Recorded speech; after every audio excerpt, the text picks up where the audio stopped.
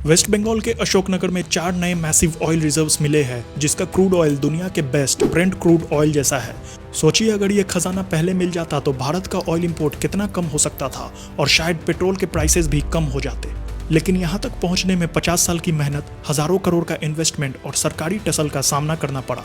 तो चलिए जानते हैं इस हिस्टोरिक खोज की पूरी कहानी को। लोग मानते हैं कि क्रूड ऑयल एक्सटिंक्ट हो चुके डायनासोर के डिकम्पोजिशन से बनता है, पर असल में ये पुराने माइक्रोस्कोपिक सी ऑर्गेनिज्म का केमिकल ट्रांसफॉर्मेशन है। डायनासोर्स का इसमें कुछ लेना देना नहीं है। अक्सर लोग सोचते हैं कि क्रूड ऑयल की स्मेल पेट्रोल जैसी होती होगी, पर असल में क्रूड ऑयल की स्मेल सड़े हुए अंडों के जैसे होती है। हाई सल्फर कंटेंट की वजह से ये काफी तीखी होती है और सिर्फ रिफाइनिंग के बाद ही इसका ओरिजिनल स्मेल सामने आता है। बंगाल बेसिन में ऑयल की खोज पिछले 50 साल से हो रही थी, लेकिन कोई बड़ी सफलता नहीं मिली थी। मगर जैसे जैसे नई टेक्नोलॉजी आई, वैसे ही यहाँ का पूरा सिनेरियो बदल गया और एक छुपा खजाना सामने आ गया। अशोकनगर का ये ऑयल फील्ड कोलकाता से सिर्फ 48 किलोमीटर दूर है और MBA ब्लॉक यानी महानदी बंगाल अंडमान ब्लॉक के अंडर आता है।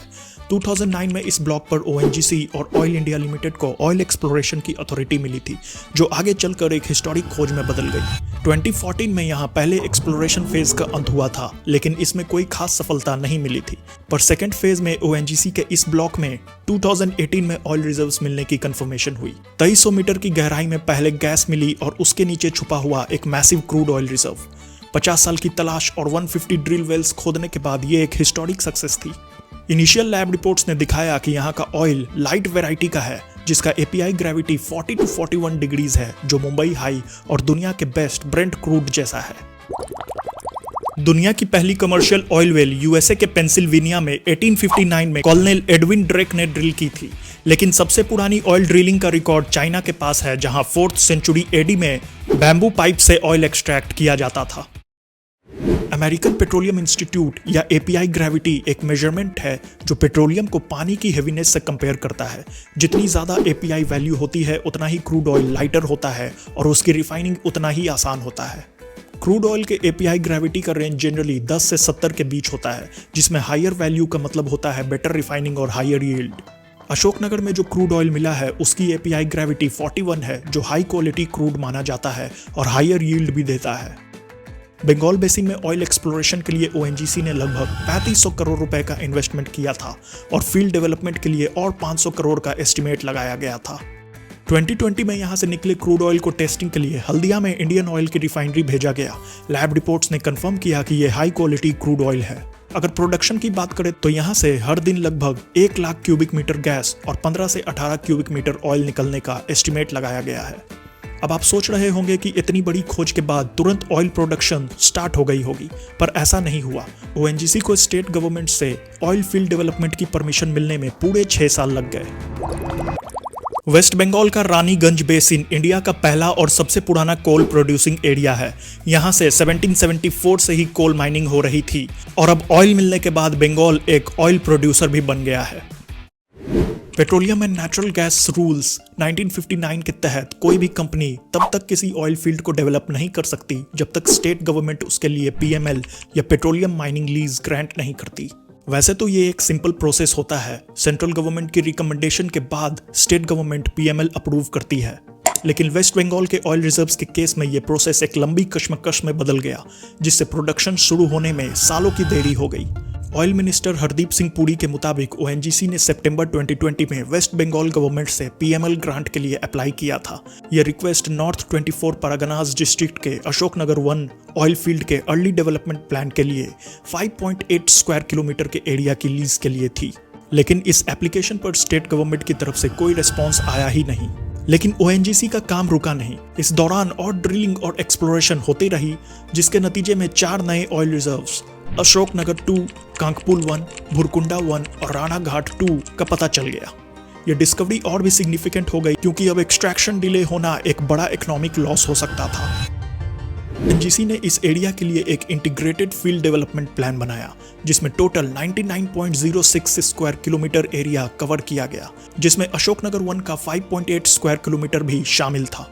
इस फील्ड के डेवलपमेंट के लिए 5 नवंबर 2024 को वेस्ट बंगाल गवर्नमेंट को PML ग्रांट की रिक्वेस्ट भेजी गई और साथ ही गवर्नमेंट ऑफ इंडिया से एक लेटर ऑफ रिकमेंडेशन भी फॉरवर्ड कराया गया। इसके रेस्पॉन्स में वेस्ट बंगाल की चीफ मिनिस्टर ममता बनर्जी ने 5 से 6 फरवरी को होने वाले बंगाल बिजनेस समिट में अनाउंस किया कि ओएनजीसी को 15 एकड़ लैंड सिर्फ ₹1 लीज पर दे दिया गया है। साथ ही उन्होंने ये भी कहा कि आगे चलकर पेट्रोलियम माइनिंग लीज भी दे दी जाएगी। इस फैसले का सिर्फ एक इकोनॉमिक इम्पैक्ट नहीं है, यह सिर्फ इंडिया की ऑयल प्रोडक्शन बढ़ाने में मदद नहीं करेगा बल्कि वेस्ट बंगाल के लिए भी एक गेम चेंजर होगा। ये प्रोजेक्ट राज्य में इकोनॉमिक ग्रोथ को बूस्ट करेगा और नए एम्प्लॉयमेंट जनरेट करेगा। ओएनजीसी सिर्फ इंडिया तक सीमित नहीं है, यह 17 अलग अलग देशों में oil and gas fields operate करती है। ब्राजील, रशिया, ईरान, सूडान जैसे बड़े एनर्जी हब्स में भी इसका एक्सप्लोरेशन चल रहा है। बंगाल बेसिन ऑयल फील्ड पहले कैटेगरी 2 बेसिन में आता था, पर ऑयल प्रोडक्शन स्टार्ट होने के बाद ये कैटेगरी 1 बेसिन में कन्वर्ट हो जाएगा। ये बेसिन कैटेगरीज क्या होते हैं और इंडिया के सेडिमेंट्री बेसिन्स को किस बेसिस पर इन कैटेगरीज में बांटा गया है, इसको जानते हैं। लेकिन उससे पहले सब्सक्राइब बटन को दबा के वीडियो को एक लाइक जरूर कर दे। साथ ही कमेंट्स में अपनी राय जरूर शेयर करें। मैं हर एक कमेंट पढ़ता हूँ और आपसे कनेक्ट होने की कोशिश करता हूँ। आपकी फीडबैक से मुझे और भी बेहतर वीडियोस बनाने का मोटिवेशन मिलता है। इंडिया में टोटल 26 सेडिमेंट्री बेसिन्स है जो 3.4 मिलियन स्क्वायर किलोमीटर का एरिया कवर करते हैं। ये basins onland, shallow water, deep water और अल्ट्रा डीप वाटर में आता है, जो इंडिया के एक्सक्लूसिव इकोनॉमिक जोन का पार्ट है। एक्सक्लूसिव इकोनॉमिक जोन एक कंट्री के टेरिटोरियल सी से 200 नॉटिकल माइल्स तक का एरिया होता है, जिसमें उस कंट्री को अपने नेचुरल रिसोर्सेज एक्सप्लोर और एक्सप्लॉइट करने का पूरा राइट होता है। इंडिया के पूरे सेडिमेंट्री एरिया का 49% ऑनलैंड, 12% शैलो वाटर और 39% डीप वाटर्स में लोकेटेड है। इसमें टोटल 16 बेसिन्स ऑनलैंड है, 7 बेसिन्स ऑनलैंड और ऑफशोर दोनों में आते हैं और 3 बेसिन्स कंप्लीटली ऑफशोर है। इन बेसिन्स को इनके हाइड्रोकार्बन्स की मैच्योरिटी के हिसाब से 3 कैटेगरीज में डिवाइड किया गया है। कैटेगरी 1 बेसिन्स वो है जहां ऑयल प्रोडक्शन ऑलरेडी चल रही है। कैटेगरी 2 बेसिन्स वो होते हैं जहां ऑयल ट्रेसेस मिल चुके हैं पर प्रोडक्शन स्टार्ट करने के लिए अभी फील्ड डेवलपमेंट नहीं हुई है। कैटेगरी 3 बेसिन्स वो है जहां अभी सिर्फ एक्सप्लोरेशन चल रहा है और ये कंफर्म नहीं है कि वहां ऑयल एक्सट्रैक्शन फीजेबल होगा या नहीं। इसके लिए और रिसर्च की जरूरत है। इस कैटेगराइजेशन के बेसिस पर टोटल बेसिन एरिया का 30% कवर करने वाला 7 बेसिन कैटेगरी 1 में आते हैं। ये 7 बेसिन है Krishna Godavari, Mumbai offshore, Assam shelf, Rajasthan, Kaveri, Assam Arakan fold और कैम्बे। यहाँ ऑयल प्रोडक्शन ऑलरेडी चल रहा है और ये इंडिया के मेजर ऑयल प्रोड्यूसिंग रीजन्स में से एक है। कैटेगरी 2 बेसिन्स में टोटल 5 बेसिन्स आते हैं जो 23% ऑफ टोटल बेसिनल एरिया कवर करते हैं। ये 5 बेसिन है सौराष्ट्र, कच्छ, विंध्यन, महानदी और अंडमान। कैटेगरी 3 बेसिन्स में टोटल 14 बेसिन्स आते हैं जो 47% ऑफ टोटल बेसिनल एरिया कवर करते हैं।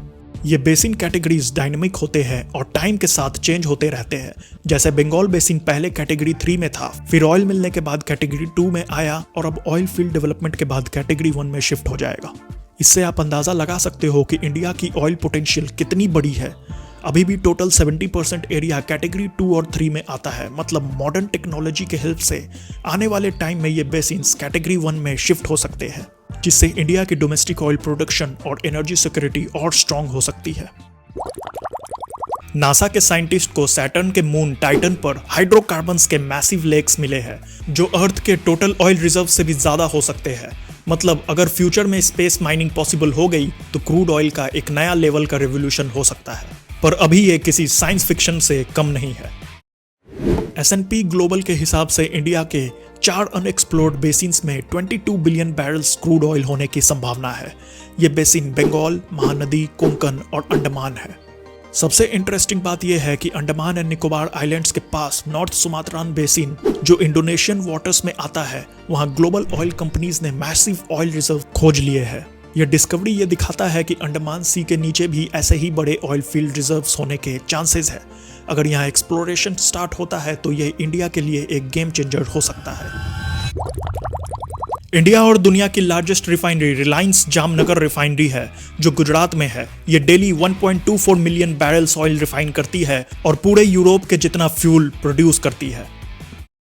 इंडिया के petroleum planning and analysis cell के हिसाब से April to January last year में इंडिया की total oil consumption 192.5 million metric tons थी। वही इस साल ये 3.5% बढ़कर 199.2 मिलियन मीट्रिक टन्स हो चुकी है। लेकिन दिक्कत यह है कि इंडिजीनियस क्रूड ऑयल प्रोडक्शन में 1.2% का डिक्लाइन आया है और जनवरी तक टोटल 2.5 मिलियन मेट्रिक टन ही प्रोड्यूस हुआ था, जिसमें ONGC का कंट्रीब्यूशन 1.6 मिलियन मेट्रिक टन्स है। इससे आप अंदाजा लगा सकते हो कि हमारी कंजम्पशन हमारे प्रोडक्शन से करीब 10 गुना ज्यादा है। इसलिए कोई भी नया ऑयल फील्ड, छोटा हो या बड़ा, इंडिया के एनर्जी बास्केट के लिए क्रूशियल होता है।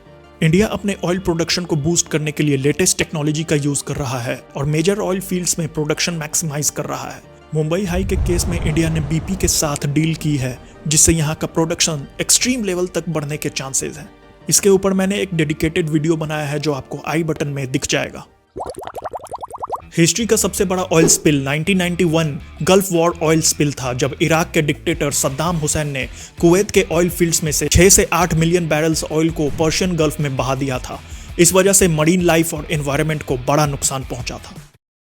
आगे की बात करें तो इंडिया 2030 तक ऑयल एक्सप्लोरेशन में $100 बिलियन इन्वेस्ट करने वाला है, जिसमें 1 मिलियन स्क्वायर किलोमीटर एरिया को एक्सप्लोरेशन फेज में लाया जाएगा। ONGC की बंगाल बेसिन में सक्सेस के बाद वेस्ट बंगाल अब ऑफिशियली ONGC के 8th हाइड्रोकार्बन प्रोड्यूसिंग एरिया में शामिल हो गया है। इससे पहले ONGC ने बिहार के समस्तीपुर ब्लॉक में ऑयल ट्रेसेस कंफर्म किए थे और अब उत्तर प्रदेश के बलिया में भी मैसिव ऑयल रिजर्व्स मिले हैं। हालांकि अभी तक इन दोनों जगहों पर कमर्शियल एक्सट्रैक्शन स्टार्ट नहीं हुई है। बलिया में एक्सप्लोरेटरी ड्रिलिंग चल रही है, जिसके ऊपर मैंने एक डेडिकेटेड वीडियो बनाया है। साथ ही एक स्पेशल प्लेलिस्ट भी बनाई है जिसमें इंडिया के मेजर ऑयल डेवलपमेंट्स के बारे में डिटेल में बात किया गया है। ये आपको एंड स्क्रीन पर मिलेगी। सऊदी अरामको सिर्फ एक ऑयल जाइंट नहीं बल्कि दुनिया की सबसे ज्यादा पैसे कमाने वाली कंपनी है। एप्पल, माइक्रोसॉफ्ट और गूगल को भी पीछे छोड़कर 2022 में इसका नेट प्रॉफिट $161 बिलियन था, जो किसी भी पब्लिक कंपनी का अब तक का सबसे बड़ा एनुअल प्रॉफिट है।